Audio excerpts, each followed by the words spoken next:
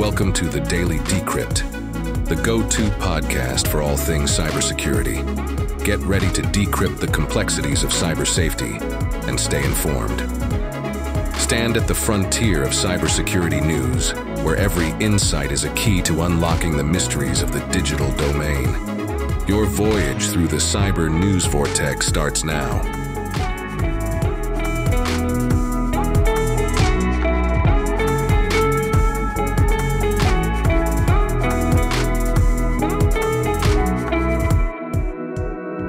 All right, good morning, listeners, and welcome back to the Daily Decrypt. Huge shout out to Jared Jones for his brand new release song played under the super sophisticated AI announcer. If you're looking for some music, if you're working hard all day in front of the computer and you're looking for some music that doesn't have words and isn't too distracting, highly recommend looking up Jared Jones, J-E-R-E-D. You're going to find lots of sick bangers like that one, all right? But let's get into the news. Today we're going to dive into a digital pandemonium as ChatGPT seemingly takes a Shakespearean swerve, leaving users puzzled with its nonsensical jabber. Meanwhile, the US government makes waves in cybersecurity, anchoring down on maritime defenses against the rising tide of cyber threats, proving that when it comes to securing our ports, it's not just about the web, it's about the water. Speaking of water, we're also going to explore how America's water utilities are fortifying their cyber defenses, ensuring that the only things flowing through our pipes are water and Wi-Fi. In the realm of software and vulnerabilities, we're going to be talking about the Python package index, or PyPI as I call it, and how it becomes a Trojan horse for cyber attackers, highlighting the stealthy expansion of threats within our digital supply chains. And lastly, if you stick around this long, we're going to just touch base on ConnectWise's ScreenConnect vulnerabilities.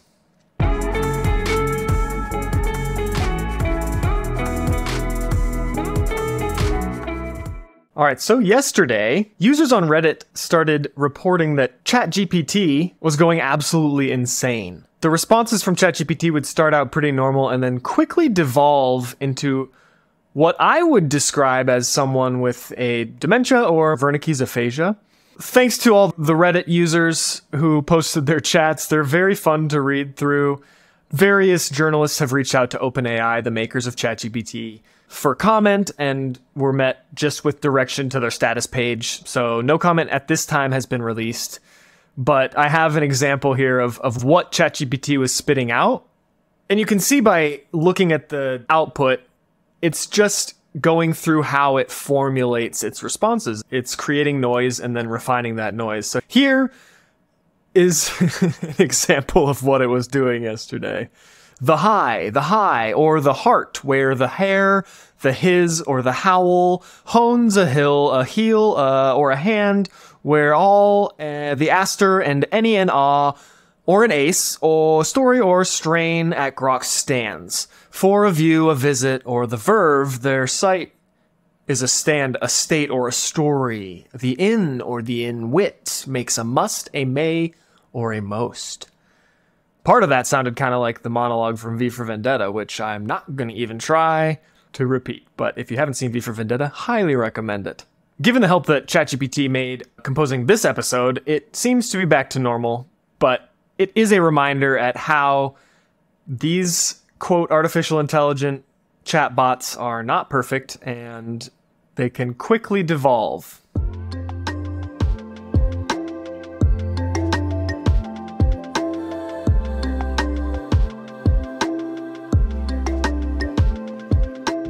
So did you know that our planet is made up of mostly water, and so are our bodies?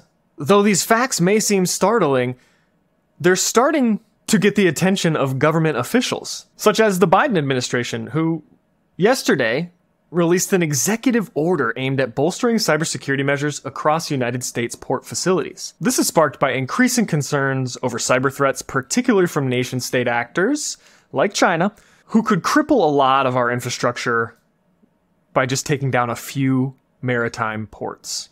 In an era where cybersecurity incidents can ripple through the global supply chain with devastating effect, the executive order represents a significant pivot towards enhancing the resilience of maritime infrastructure. The US Coast Guard is now endowed with explicit authority to counter malicious cyber activities targeting the nation's marine transportation system. This includes a mandate for the immediate reporting of any cyber threats or incidents that could compromise vessels, harbors, ports, or waterfront facilities. Part of the executive order involved reallocating over $20 billion towards port infrastructure over the next 5 years. And this is in aim to repatriate crane manufacturing, which is a sector currently dominated by China, which manufactures approximately 80% of the cranes used in US ports. So if you're wondering, why focus on ports? Well, consider this. America's ports are not just points of entry for goods.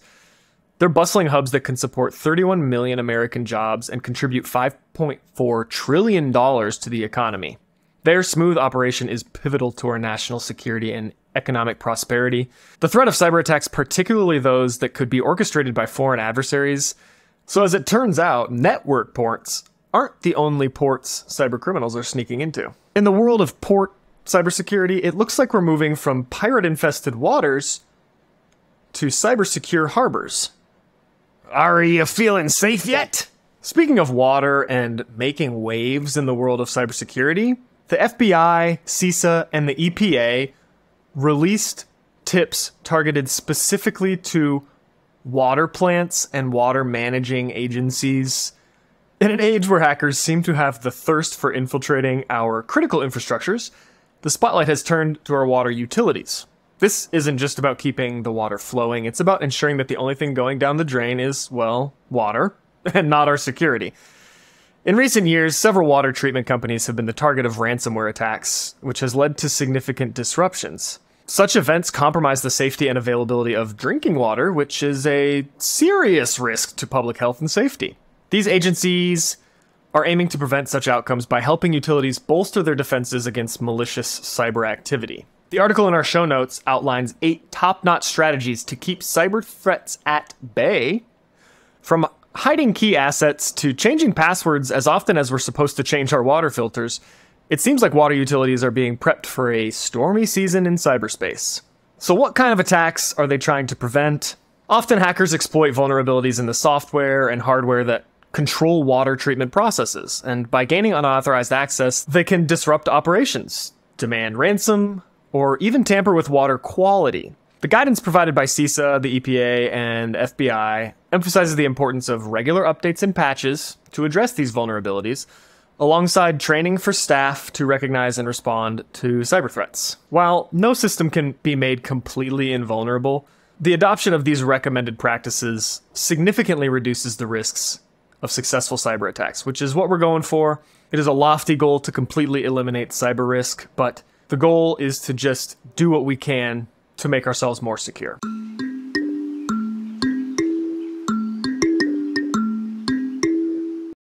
Alrighty, we're going to turn this a little bit more technical and talk about some recent vulnerabilities that have been discovered.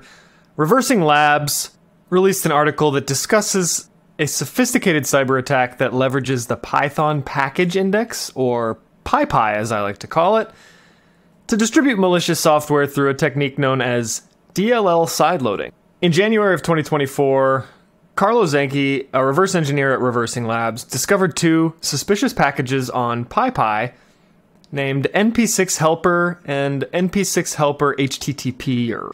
These packages were found to exploit DLL sideloading, which is a method where attackers execute malicious code on a computer without being detected by security software. This technique was used to target legitimate PyPI packages, revealing a concerning trend in the misuse of open source platforms for cyber attacks.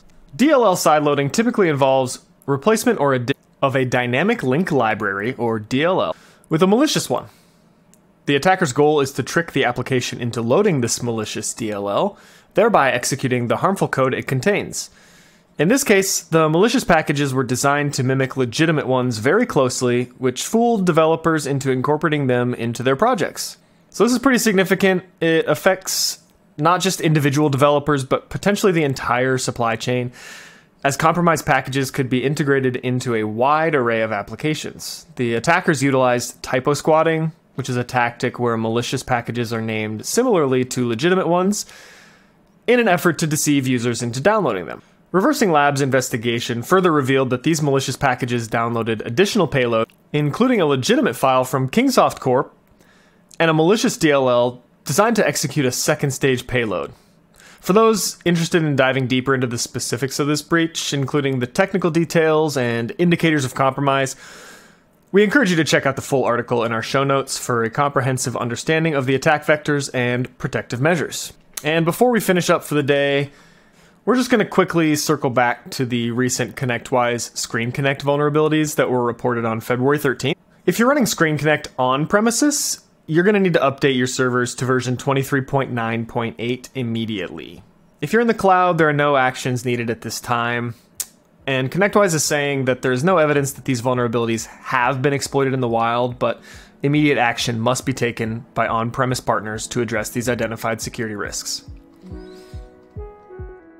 All right, that's all we've got for today. I hope you enjoyed the water puns, as well as the new music by Jared Jones. Today was probably my favorite episode I've done so far. So if you have any feedback, please shoot me a message on Instagram, shoot us a tweet on Twitter.